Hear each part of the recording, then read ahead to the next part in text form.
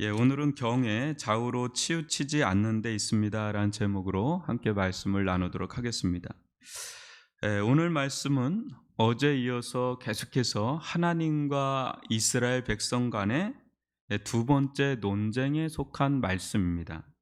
어제 살펴본 대로 이스라엘의 이 고질적이고 이 본질적인 문제는 이 제사장들을 위시하여 하나님께 드린 이 성전 제사의 타락, 즉 예배의 타락이었습니다. 이 모든 중심에는 이스라엘 백성의 영적 지도자들이었던 당시 이 제사장 그룹이 있었습니다. 오늘은 제사를 제사답게, 또 그로 말미암아 이스라엘을 이스라엘답게, 또 오늘날 우리말로 풀면 예배를 예배답게, 교회를 교회답게 세울 사명이 있는 제사장들, 즉 목회자와 직분자들에게 던지는 하나님의 강력한 경고장을 살펴보도록 하겠습니다. 이 말씀은요, 어제 이렇게 준비하고 그러면서 너무 강력해서 목회자로서 이거 좀 넘어가고 싶다. 너무 강력하다. 똥 얘기가 나오고 막 이래서. 근데 이 매듭이 풀리지 않으면 더 이상 앞으로 나갈 수 없기에 주 앞에서 벌거벗은 심정으로 가감없이 전하도록 하겠습니다. 자, 우리 모두 주님의 음성 앞에 두렵고 떨림으로 설 수 있기를 주님의 이름으로 축원합니다. 사랑하는 성도 여러분, 신앙생활 하면서 우리는 교회를 섬기죠. 또 저 같은 사람은 특히 교회 최일선에서 목회를 합니다. 이때 현실적으로 부딪히는 가장 어려운 일이 무엇인지 아십니까? 여러 가지 있죠. 그것은 다른 누가 아니라 내가 개혁의 대상이 된다는 사실입니다. 교회가 끊임없이 거룩한 공동체로 서기 위해서는 누군가는 끊임없이 순전한 자들로 갱신되어야 합니다. 그런데 그 누군가가 누구겠습니까? 저 사람만 변화되면, 아니면 이 사람만 변화되면 되는가? 어느 순간부터 우리는 내 자신이 개혁의 대상이 된다는 사실에 소스라치게 놀라야 합니다. 그러나 이를 인식하는 것도, 또 인정하는 것도 얼마나 어려운 일인지 모릅니다. 다른 사람이면 몰라도 내가 변해야 될 대상이 된다는 것은 좀처럼 받아들이기 어렵습니다. 그중 저 같은 목회자가 가장 위험한 사람이고, 그 다음은 장로님들이고, 그 다음은 안수 집사님들, 권사님들 같은 중직자들입니다. 교회 이야기를 들으면 참 안타까운 일들이 많습니다.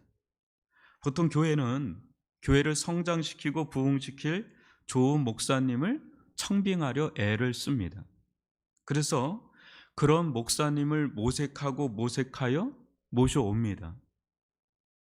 얼마 후 교회는 때 아닌 호황기를 맞으며 성장합니다. 잘 모셨다. 근데 얼마 지나지 않아 불협화음이 나며 목사님이 쫓겨나기 다반이에요. 왜 그럴까요? 그야말로 목사님이 오셔서 교회가 부흥까지 했는데 말입니다.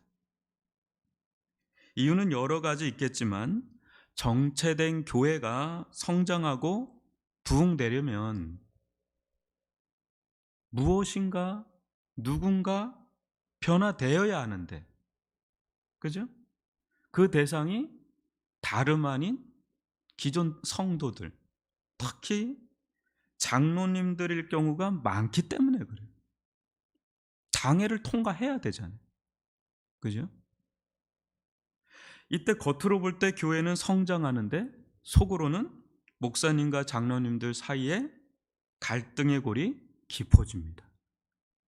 그러다 어느 순간 곪고 골맞던 피고름이 툭 하고 터지면서 대형 사고가 납니다. 그때부터 교회는 성장과 부흥은 온데간데 없고 혼란의 소용돌이 속으로 들어가고 맙니다. 이 이야기는 지금도 우리 주변에서 일어나고 있는 일입니다.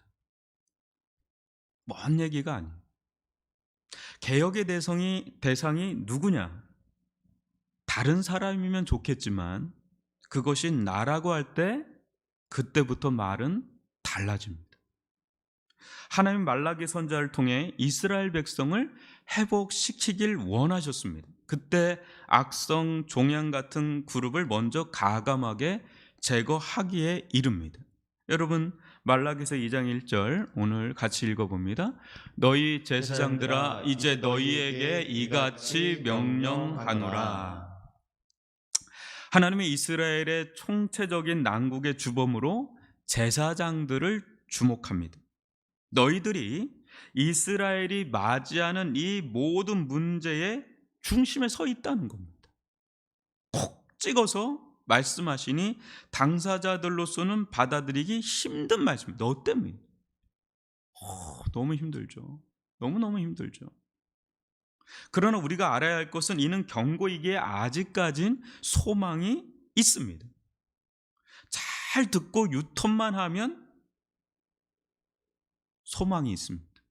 2절을 같이 읽어볼까요? 시작.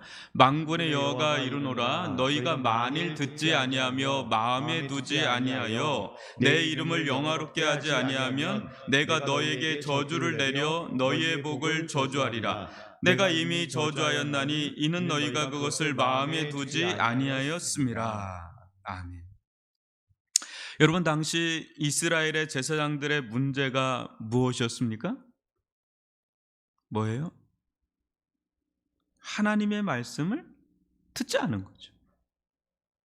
들어도 그것을 마음에 두지 않은 거죠. 그러니 어찌 하나님을 영화롭게 할 수 있겠습니까? 하나님의 이름을 영화롭게 하기는커녕 얼마나 멸시하고 더럽혔습니까? 그러면서도 우리가 어떻게 주의 이름을 멸시하였나이까?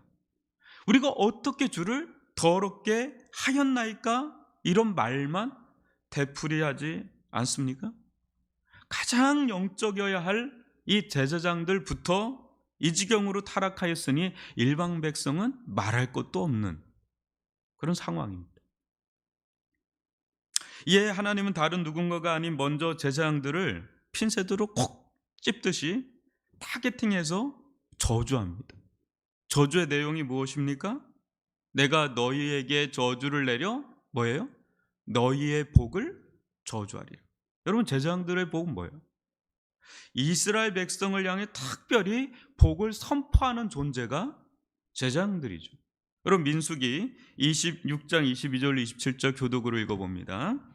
여호와께서 모세에게 말씀하여 이르시되 아론과 그의 아들들에게 말하여 이르기를 너희는 이스라엘 자손을 위하여 이렇게 축복하여 이르되 여호와는 내게 복을 주시고 너를 지키시기를 원하며 여호와는 그의 얼굴을 내게 비추사 은혜 베푸시기를 원하며 여호와는 그 얼굴을 내게로 향하여 드사 평강 주시기를 원하노라 할지니라 하라. 그들은 이같이 내 이름으로 이스라엘 자손에게 축복할지니 내가 그들에게 복을 주리라. 아멘. 이게 축복 권세거든요. 근데 이 축복을 저주하신다는 겁니다. 무슨 말입니까? 축복이 축복으로 임하지 않고 저주로 임한다는 거죠. 이 말은 야곱이 제 아무리 하나님의 일방적인 은혜를 받았다 하더라도 하나님의 명령을 따르지 않는다면 삶의 전 영역에 축복이 아닌 저주가 임하는 것에 예외 없다는 거예요. 에서처럼 아무런 차이 없이 저주를 받을 것이다 라는 겁니다. 참 무서운 거죠. 제사장들을 향한 하나님의 저주는 쉽게 끝나지 않고 계속 진행됩니다. 3절 하이라이트인데요. 같이 읽어봅니다. 보라, 내가 너희의 자손을 꾸짖을 것이요 똥 곧 너희 절개의 희생의 똥을 너희 얼굴에 바를 것이라. 너희가 그것과 함께 제하여 버림을 당하리라. 아멘. 이 말씀은 첫 번째 제사장의 자손이 끊어져서 제사장의 가문이 사라질 것이라는 거죠. 이스라엘 백성과. 두 번째는 제사장의 직무를 수행하는 자리에서 완전히 배제된다. 제하여진다는 겁니다. 여러분, 이보다 더 큰 저주가 있을까요? 뭡니까? 이것은 제사장에게도 저주고 이스라엘 백성에게도 저주죠. 하나님께 나아갈 길 자체가 완전히 원천봉쇄, 차단된다는 거예요. 총체적 저주 중에 저주예요.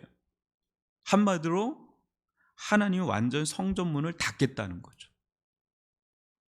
씨가 말라지니까. 그죠? 그 중심에 누가 있어요? 제사장들이 있다는 거죠. 심지어 여기서 똥을 얼굴에 발라 똥과 함께 제하여 버리겠다는데, 죄송합니다, 새벽부터. 이는 구약 제사 일부분의 어떤 형식인데, 제물에 똥이 나오잖아요, 그죠? 뭐 소 잡고 하면, 옛날 돼지 잡고 그러면 다 막 흘러내리잖아요. 진양 밖에 재와 함께 버리는 곳에서 그걸 불살라 버려요. 그거. 그렇게 하듯이 제장들을 똥 취급한다는 거죠. 진영 바깥에서 불살라 내버리겠다는 거죠. 무시무시한 말씀입니다. 똥은 더러움, 수치, 부끄러움의 상징이에요. 제장들의 얼굴이 똥으로 뒤범벅되었으니 이것부터 제사장 직무를 더 이상 수행할 수 없는 상황이죠. 하나님의 이름을 멸시한 결과입니다. 근데 하나님께서 정말 이 말씀을 진행하실까? 그럼 어떻게 보십니까? 진행하십니다. 그러나 진행하는 것이 목적이 아니라 지금 기회를 주시는 거죠. 이 말씀. 지금이라도 늦지 않았으니 가던 길 멈추고 돌이키라는 경고장을 날린 거죠. 그럼 어떻게 돌이켜야 되느냐? 그건 다른 데 있지 않습니다. 제사장 본연의 직무의 길로 돌이키는 겁니다. 그것이 무엇인지 4절로 6절에서 함께 보겠습니다. 만군의 여호와가 이르노라, 내가 이 명령을 너에게 내린 것은 레위와 세운 나의 언약이 항상 있게 하려 함인 줄을 너희가 알리라.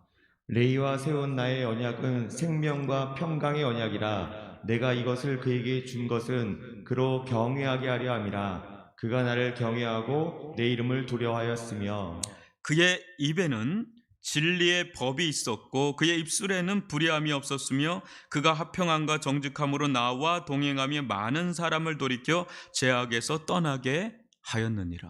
아멘. 아멘.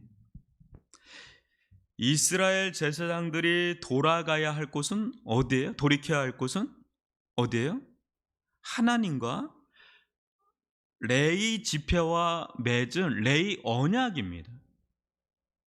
하나님은 레위 지파, 즉 제사장들과 상대할 때 이 언약 안에서 행하셔요. 지금은 새 언약 안에서 우리를 다루는 것처럼 이때 당시는 레위 언약 안에서 다닌다는 거죠. 그 레위 언약이 뭡니까? 신명기 33장 8절로 11절인데요. 잘 여러분 이거 읽어보셔야 됩니다. 레이에 대하여는 일러스되 주의 둔빈과 우림이 주의 경건한 자에게 있도다. 주께서 그를 마사에서 시험하시고 무리바 물가에서 그와 다투셨도다. 그는 그의 부모에게 대하여 이르기를 내가 그들을 보지 못하였다 하며 그의 형제들을 인정하지 아니하며 그의 자녀를 알지 아니한 것은 주의 말씀을 준행하고 주의 언약을 지킴으로 말미암음이로다. 주의 법도를 야곱에게 주의 율법을 이스라엘에게 가르치며 주 앞에서 분향하고 온전한 번제를 주의 제단 위에 드리리로다. 여호와여 그의 재산을 풍족하게 하시고 그의 손의 일을 받으소서. 그의 대적하여 일어나는 자와 미워하는 자의 허리를 꺾으사 다시 일어나지 못하게 하옵소서. 아멘. 이게 하나님께서 레위 지파와 맺은 레위 언약입니다. 레위 지파는 제사장 지파죠, 그죠? 한마디로 레위 지파에 속한 이 제사장들, 그러면 어떻게 살아야 합니까? 저만 보지 마시고 성경을 보시면 어떻게 살아야 될까요? 사사로운 인간적인 정에 끌려서는 안 된다는 거예요. 그것이 혹 부모, 형제, 자매라 할지라도 레위 지파는, 즉 이 제사장들은 하나님께 온전히 자신을 드린 자예요. 하나님께 자기를 바친 자죠. 이 말인지 무엇입니까? 제사장들은 사사로운 정,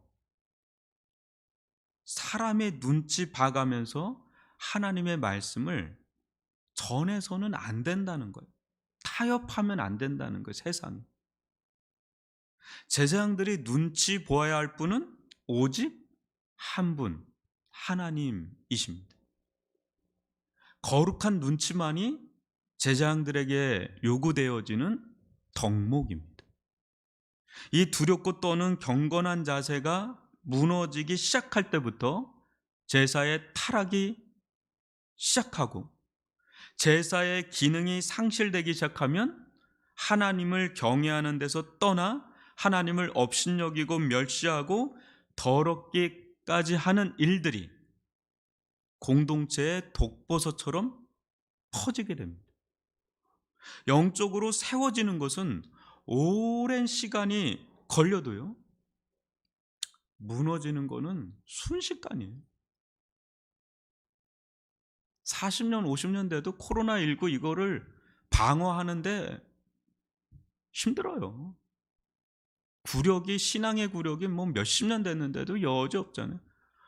목사님, 저 왜 이렇게 무너졌는지 모르겠어요. 대단한 분들도 무너져요. 세우는 건 얼마나 어렵습니까? 무너지는 건 순식간. 자기 멋대로, 자의대로 섬기기 시작할 때 당장에는 편하고 좋지만 시간이 지날수록 더 이상 회복할 수 없는 길로 들어서게 됩니다.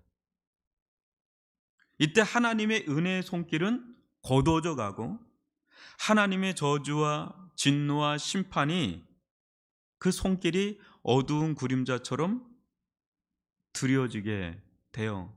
개인과 가정과 교회 안에, 심지어 나라 가운데 좋지 않은 일들, 악재의 악재가 끊임없이 일어나는데 왜 이런 일이 일어나는지를 모르죠. 정신을 못 차리죠. 우연은 없어요. 절대 하나님 안에서 우연은 없어요. 제장들은 하나님 한 분만을 두려워하는 경외심을 가지고 그 입술에는 오직 하나님을 아는 지식과 섬기는 예와 말씀으로 충만해야 합니다. 그 말씀을 전파할 뿐 아니라 이스라엘 백성이 하나님의 말씀을 따라 살도록 조금도 타협해서는 안 되지요. 그때 이스라엘 진영 가운데 하나님께서 주시는 생명과 평안이 임한다는 거죠. 하나님께서 주시는 거룩한 능력과 은혜, 사랑이 깃듭니다. 이스라엘 나라는 세상 나라와 달라요, 여러분. 그 존재 여부가 전적으로 하나님께 달려있는 특별한 자들이에요. 우리도 마찬가지입니다. 교회는 세상과 다른 곳입니다. 세상 사람들처럼 살아서는 하나님께서 부어주시는 영적인 생명과 평안을 누릴 수 없어요, 여러분. 하나님은 오직 하나님의 뜻대로 사는 자들에게 필요한 모든 것을 친히 공급하시고 채워주시고 함께해 주신 줄 믿습니다. 이때 믿는 성도들은 세상적인 방식으로 복을 누리는 것이 아니라 하나님의 은혜로 복을 누리게 되는 경험을 해요. 온전한 예배와 교회를 섬기는 것이 쉽지는 않은 일이에요. 쉽지 않아요, 여러분. 그러나 오직 하나님 한 분을 두려워하며 섬길 때 하나님은 하나님의 방식으로 우리가 이 세상을 살아갈 수 있는 길을 다 열어주십니다, 여러분. 그런 능력이 있고 그런 풍성한 분이시고 사랑하시는 분이시니까. 기가 막힌 하나님의 풍성한 은혜가 얼마나 많은지 몰라요, 여러분. 한국교회가 그렇게 섰는데요. 잘 한번 보십시오. 여러분들이 하나님께 속한 자라면 세상적으로 살 때 길이 열리지 않는 것이 정상이에요. 그게 사랑이잖아요. 세상적으로 사는데 길이 열린다? 그거 하나님 미워하시는 거죠. 사랑하신다는 길을 닫는 거죠. 그죠? 그러나 하나님을 참으로 두렵고 떨며 경외하는 길로 돌이키면, 어려워도 하나님께로 온전히 돌이키면 언제 막혔는지 모르는 길들도 열리고 뚫리는 역사가 일어날 줄 믿습니다. 열려요, 여러분. 살린다고요. 하나님은 그런 분 아니에요. 하나님 앞에 신실하게 서면 하늘 다 열린다니까요. 두려워하지 마세요. 먼저 하나님의 나라와 의를 구하는 거 두려워하지 마십시오. 하나님 다 열어주세요. 살린다니까요. 살려요. 두려워하지 마세요. 저는 인간적인 사사로운 정으로 이곳에 온 자가 아닙니다.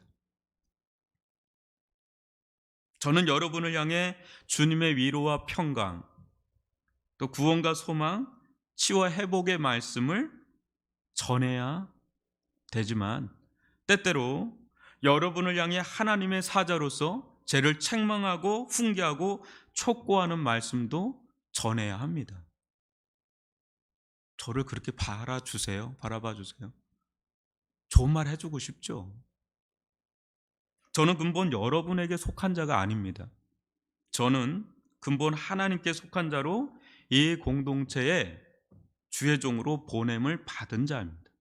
전 제 정체성을 그렇게 늘 확고하게 마음을 품으려고 하고 있어요.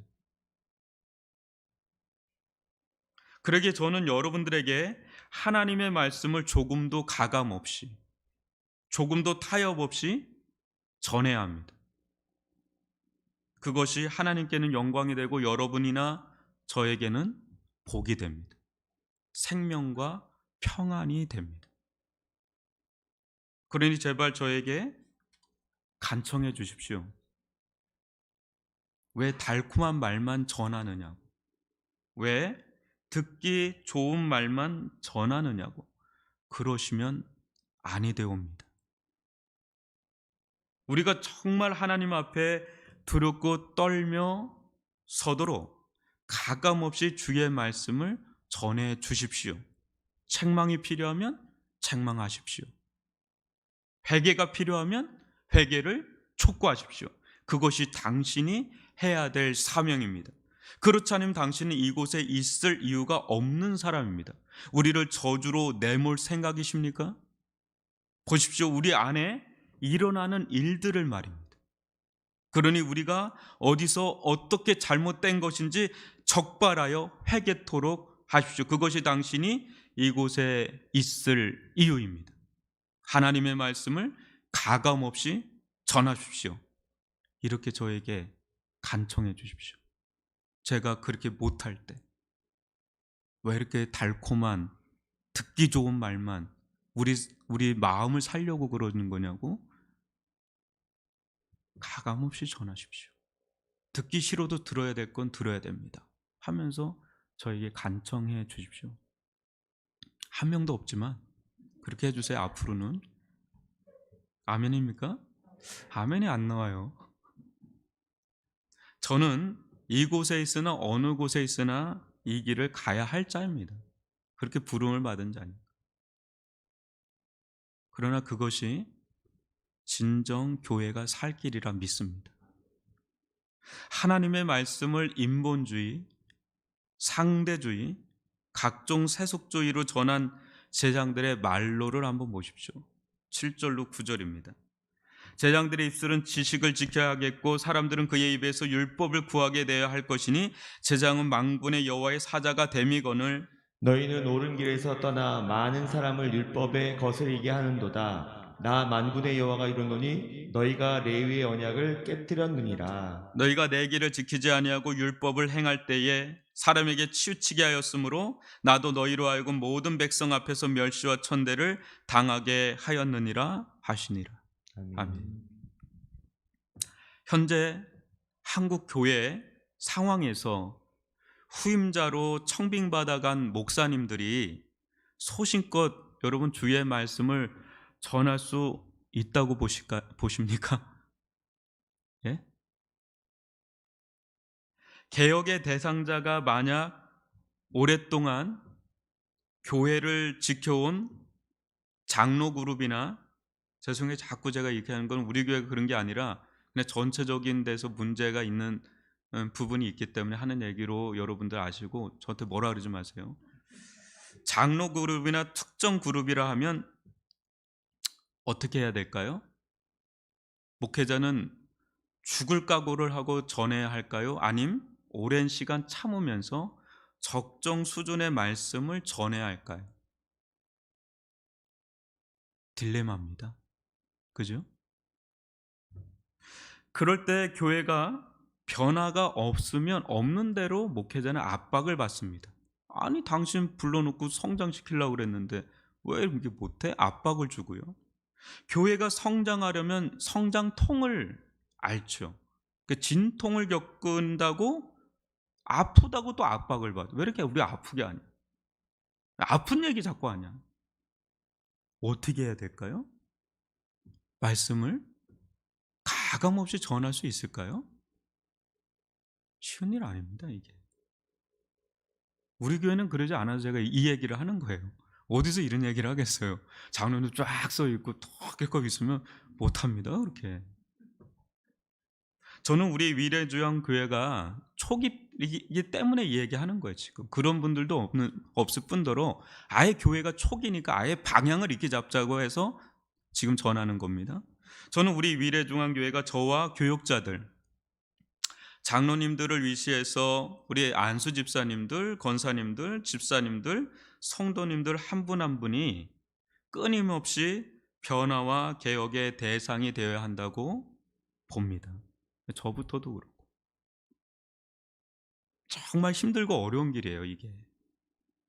아까 제가 초도 얘기했잖아요. 내가 그 대상이 된다는 건 너무 어려워요, 여러분. 너무너무 어려워요. 그러나 이 길을 가지 않고는 우리는 굳어져요. 이미 굳어져 있어요. 굳어져 있단 말이죠. 자기 의가 나오잖아요. 자기 주장이 나오잖아요. 자기 교만이 나오잖아요. 그 속에 하나님의 말씀 앞에 설 수 없는 자들로 전락해요. 자기도 모르게. 말은 듣죠. 근데 마음에 안 들어요. 이게 두지 않아요. 그리고 그 길로 못 가요, 여러분. 아멘은 하죠. 근데 그렇게 사는 길은 또 다른 차원이에요. 여러분들은 제가 이곳에서 제왕적으로 군림하신다고 보십니까? 단 한 사람도 그렇게 안 볼걸요?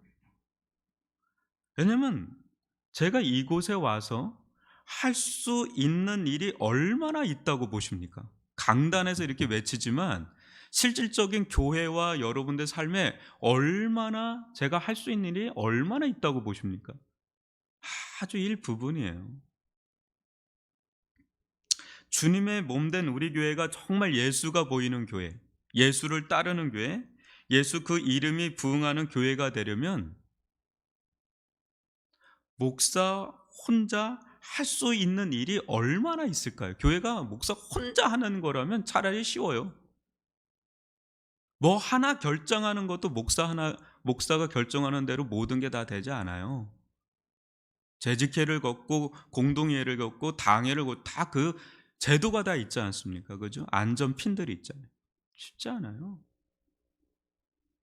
각자 역할과 기능만 다를 뿐 우리는 모두 주 안에서 뭐예요? 영적 제사장들로 부름받은 자예요. 목사님만 부름받은 자들이 아니라 중직자인 교회 안에서 봉사하고 섬기는 여러분들도 일반 성도들도 다 영적 제사장들로 만인 제사장설이 거기서 나온 거잖아요. 다 제사장들이에요, 여러분도. 아이고 오늘 말씀 목사님만 들으면 되겠다. 천만에요. 교회가 그러면 제 책임이죠, 다. 근데 다 섬기는 자리에 있지 않습니까? 제가 말씀을 이렇게 하는데 그 권사님, 그 집사님, 그 장로는 절대 그걸 안 한다? 교회는 못 나가요. 비일비재합니다. 우리를 이곳으로 보낸 분은 누구십니까? 우리를 이곳에 세운 분은 누구십니까? 우리는 이곳에 왜 있는 것입니까? 하나님을 온전히 예배하고 영화롭게 섬기기 위함 아닙니까? 하나님의 말씀이 실현되는 공동체, 교회다운 교회를 세우기 위함 아닙니까? 우리는 이를 위해서 그 많은 출혈을 감당하며 이곳까지 온 거 아닙니까? 아니에요. 엄청난 출혈하면서 여기까지 왔죠. 그죠? 왜요? 교회다운 교회. 정말 장로다운 장로, 목사다운 목사, 권사다운 권사, 안수 집사다운 집사님들. 그런 교회다운 참된 교회 세우려고 여기까지 온 거 아니에요? 근데 어느덧 여러분, 우리가 개혁의 대상이 될 수 있다는 사실을 절대 잊지 마십시오. 우리가 그렇게 의로운 자들 아니잖아요. 그렇게 대단한 자들 아니잖아요. 그죠? 우리 안에는 다른 교회들에서 흔히 볼 수 있는 것들이 두 가지가 있어요. 텃세. 어느 교회나 있어요. 텃세 없어야 됩니다. 문턱이 낮은 교회가 돼. 열린 공동체가 돼. 이 위례 지역에 열려 있는 그런 공동체들. 개척세가 없어야 됩니다. 아, 나는 개척 멤버다. 이게 뭘 그렇게 대단한 거예요? 하나님 쓰신 거지. 우린 쓰시는 도구에 불과한, 종에 불과한 자들이. 주인 의식은 갖되 주인 노릇하면 안 됩니다. 교회에서. 누구도 주인 노릇하면, 주인 의식을 가지고 열심히 섬길 뿐이에요. 무익한 종이죠. 너 이제는 다른 데 가 하면 저도 가야 돼요. 내려놓고 가야죠. 거기서 자기 주장하기 시작하면 분란 나죠.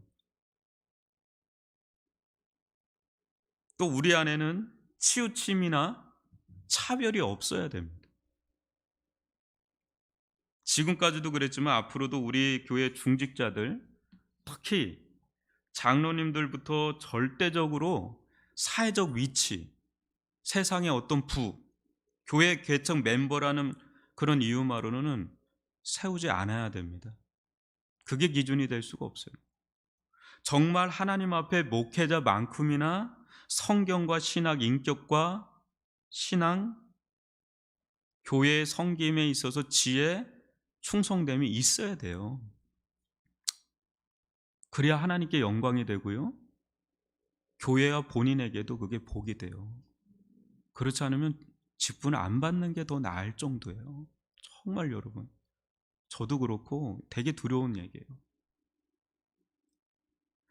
장로교 제도에서 우린 장로교거든요. 목회자보다 어느 때는 장로 그룹이나 특정 그룹이 영적 제사장으로서 교회에 있어서 더 중요한 결정을 할 때가 많기 때문에 제가 이 얘기를 하는 겁니다. 누가 청빙하는지 아세요? 교회 장로 그룹에서 하는 거예요. 청빙위원회에서. 그만큼 책임 있는 자리예요. 그 자리. 절대 목회자만 해당되는 말씀이 아닙니다. 정말 신학이 세워져 있어야 되고 성경을 알아야 돼요. 그래서 성경 신학 스터디 바이블 사시라고요. 그래서 성경에 아주 정통해야 돼요. 신학이 정립돼야 돼요. 인격이 돼 있어야 되고 신앙이 있어야 돼요. 그리고 교회를 어떻게 섬기는 지혜가 있어야 되고 충성스러움이 있어야 돼요. 세상 일보다 더 충성스럽게 해야 돼요. 그게 여러분과 여러분 가정과 교회 복이 된다니까요. 언제나 주의 말씀을 최고로 높이고 순종하여 가는 우리 모두가 되기를 주님의 이름으로 축원합니다. 잘 감당하면 이거보다 복이 없잖아요. 이 직분을 감당하는 것보다, 섬기는 것보다 복은 없어요. 교회 안에 생명이 있고 평안이 있고 은혜가 있고 사랑이 있잖아요. 다 끝나요. 이건 가정에도 영향을 미치고 여러분의 삶에도 복이 돼요. 자자손손 은혜를 받는 어마어마한 은혜인데, 그러면 어떤 길 가야 돼요? 힘들어도 어떤 길 가야 돼요? 힘들어도 어떤 길 가야 돼요? 하나님의 말씀을 따라가야죠.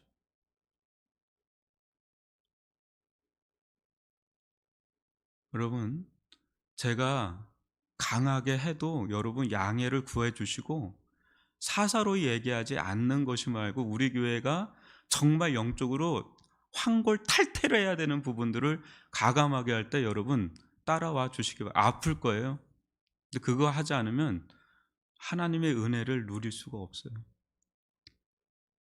그거에 대해서 여러분들이 저를 사사로이 보지 마시고 하나님의 사자라고 여기시고 들으실 수 있기를 바랍니다.